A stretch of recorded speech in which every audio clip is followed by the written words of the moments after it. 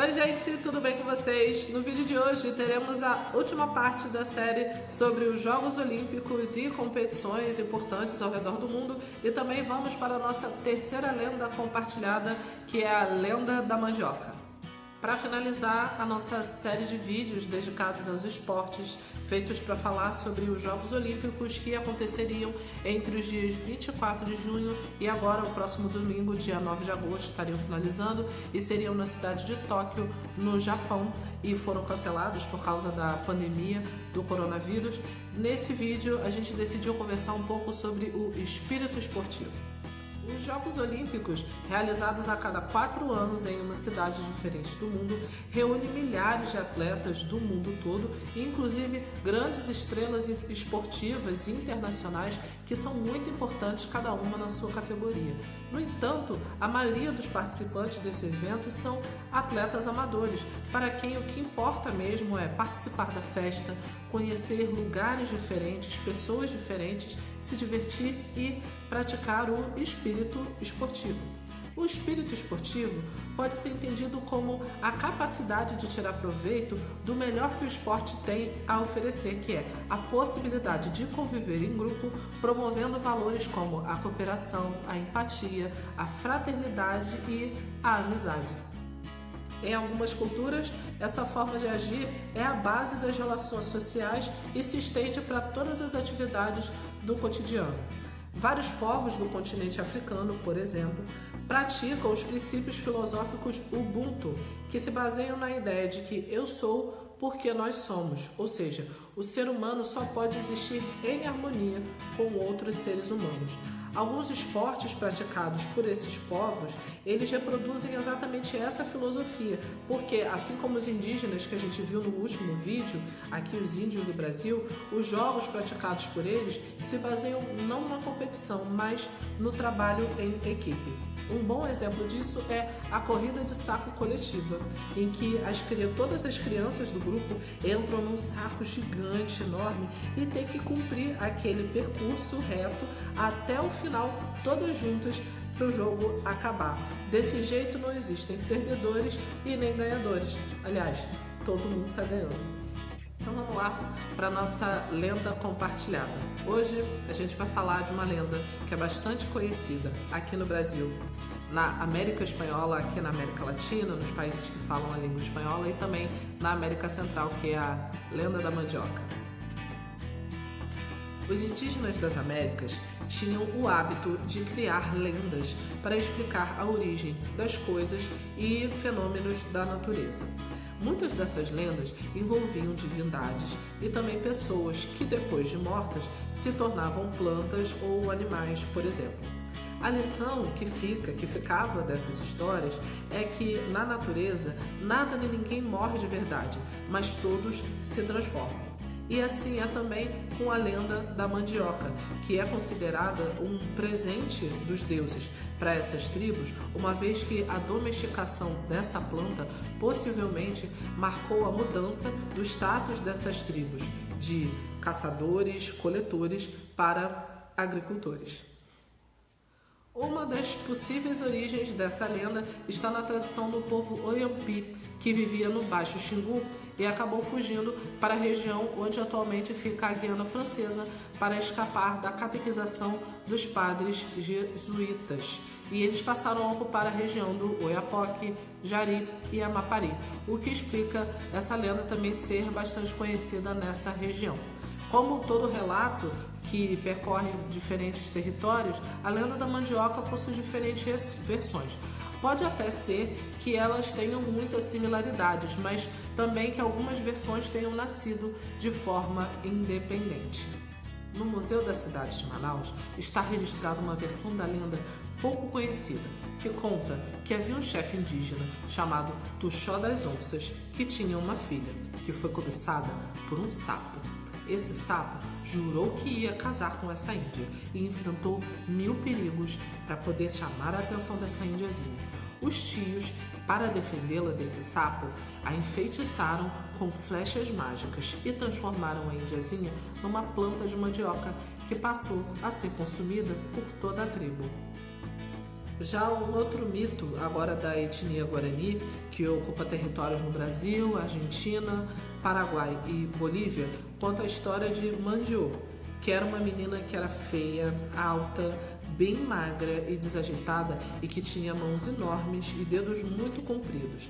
Enquanto as outras crianças brincavam na floresta, corriam, a Mandiô ela ficava bem sentadinha, quietinha no canto dela. A mãe volta e meia ficava reclamando: Mandiô, você ainda vai criar raízes, hein, menina? E o pai dela também reclamava bastante porque Mandiô não queria acompanhar a mãe na hora de colher os frutos, que junto com a caça eram a única coisa que o povo guarani comia, já que esse povo ainda não cultivava a terra. Tupã, um dos grandes deuses do povo guarani, ficou com pena da tristeza da menina e apareceu num sonho para Mandiô, explicando uma forma como ela faria para se tornar importante e amada por todos. Ele disse que num dia em que um grande raio incendiasse a floresta, deixando um grande clarão, Mandiô deveria ir lá sem medo, abrir um buraco e colocar os seus pés nesse buraco. Pedir para que os irmãos buscassem ela, fossem lá buscá-la no outro dia. E assim a Mandiô fez. Quando todo mundo foi atrás dela, depois no outro dia, chegaram lá e encontraram uma grande planta com folhas grandes, com os dedos, como os dedos da Mandiô e com raízes nutritivas. E essa planta, esse povo aprendeu a cultivar ao longo de todos os locais, todos os territórios por onde passaram durante a sua grande migração para o sul do continente. Outra história interessante, coletada pelo escritor Joel Rufino dos Santos, conta a história de uma mulher indígena que queria muito ter uma filha, enquanto seu companheiro, também um homem indígena, queria muito ter um filho, um menino. Essa mulher engravidou e acabou tendo uma menina. Ela ficou muito feliz e deu o nome dessa menina de Mani. O pai não ficou muito contente e disse que não falaria com a filha, que só se comunicaria por assovios. A mãe perguntou: nossa, mas por que você não vai falar com a sua filha? O pai disse: essa menina não é minha filha, ela é filha do vento. Eu pedi aos deuses um menino. O tempo passou, essa mulher engravidou de novo e acabou tendo um menino. O pai ficou feliz da vida e já não dava atenção para Mani. Mani ficou de lado e só queria saber do garoto. A menina ficou morrendo de tristeza e pediu para a mãe para que a enterrasse viva, para que assim o pai ficasse mais contente. A mãe chorou muito, ficou muito triste, mas a Mani insistiu tanto que a mãe acabou concordando. Então, a mãe foi no alto de um monte e cavou um buraco e lá enterrou a filha. Mas Mani não conseguia dormir porque lá era muito quente. Então a mãe foi e cavou um buraco do lado do rio. Mas lá fazia muito frio e Mani também não conseguia dormir. Então a mãe foi para um lugar mais longe com um clima mais ameno. E lá Mani concordou e disse: aqui está bom. Quando você quiser ver o meu rosto, não estiver lembrando de mim, você pode vir aqui voltar e me visitar. Passado um grande tempo, a mãe voltou naquele lugar para visitar a filha e o que encontrou foi uma planta, cujas raízes ela colheu e levou para casa. Mas a lenda mais conhecida aqui no Brasil tem origem tupi e ela é contada com algumas variantes, tanto aqui quanto na Guiana Francesa e também nos outros países da fronteira norte do Brasil, onde ela também é conhecida. A lenda diz que um importante cacique tinha uma filha muito bonita que sonhava com um casamento feliz e com muitos filhos. Uma noite, ela sonhou com a visita de um belo homem vindo da lua. Esse homem tinha a pele clara e era muito bonito e declarou seu amor por ela e ela acabou se apaixonando. Tempos depois, o cacique, percebendo que a sua filha estava grávida, ele ficou furioso e exigiu saber quem era o pai daquela criança. Mas a moça sempre dizia que não tinha como saber, já que nunca havia namorado. Numa noite, em sonho, o cacique recebeu a visita de um homem que dizem ter sido o próprio deus Tupã, pedindo para que ele acreditasse em sua filha, já que sua neta seria uma grande alegria para a tribo. E assim foi. Depois de um tempo, nasceu Mani, uma indiazinha de pele muito branca, muito bonita e que foi muito querida por toda a tribo. mas Mani não viveu muito tempo e morreu durante a noite no seu sono. A mãe ficou muito triste e decidiu enterrar a criança Mani dentro de sua oca para tê-la sempre perto de si, como era de costume naquela aldeia. Todos os dias, a mãe de Mani se debruçava sobre a cova da filha e regava com suas lágrimas e com o leite que saía de seu peito. Com o tempo, a indígena percebeu que exatamente no lugar onde Mani tinha sido enterrada estava saindo uma plantinha. As raízes dessa planta acabaram crescendo e causando rachaduras naquele espaço da terra. A mãe de Mani, pensando que aquilo fosse sua filha que estava tentando sair, abriu um buraco e ali encontrou uma planta com raízes robustas, com cascas marrons da cor da pele dos curumins e que por dentro eram brancas da cor de sua filhinha. Os tupis batizaram essa planta de Manioca, ou a casa de Mani, e passaram a utilizá-la na fabricação de bebidas e de alimentos, como o biju, o caxiri e a maniçoba. E não foi à toa que a lenda de hoje, a lenda compartilhada, foi a lenda da mandioca.